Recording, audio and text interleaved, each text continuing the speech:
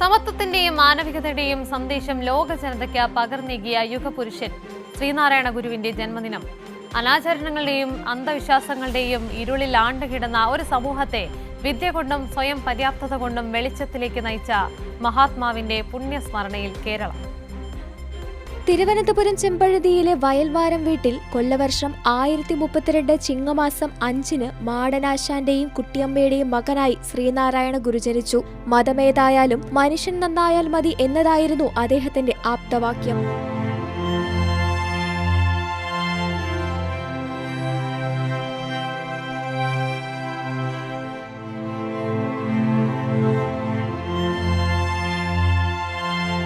ജാതി സങ്കല്പത്തെക്കുറിച്ച് വളരെ ശാസ്ത്രീയമായ ഒരു കാഴ്ചപ്പാടാണ് ശ്രീനാരായണ ഗുരുവിനുണ്ടായിരുന്നത്.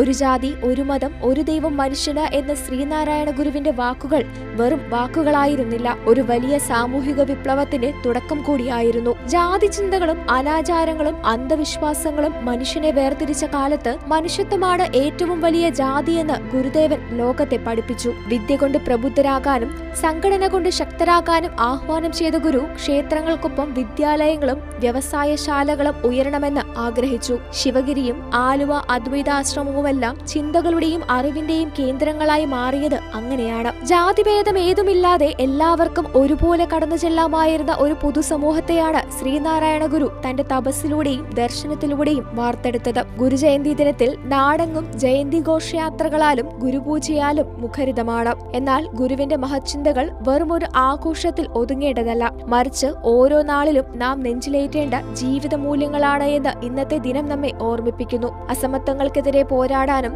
സ്നേഹത്തിലധിഷ്ഠിതമായ ഒരു ലോകം കെട്ടിപ്പടുക്കാനും ഗുരുദേവന്റെ ദർശനങ്ങൾ ഇന്ന് നമുക്ക് വഴികാട്ടിയാണ്. News desk, Kairali news.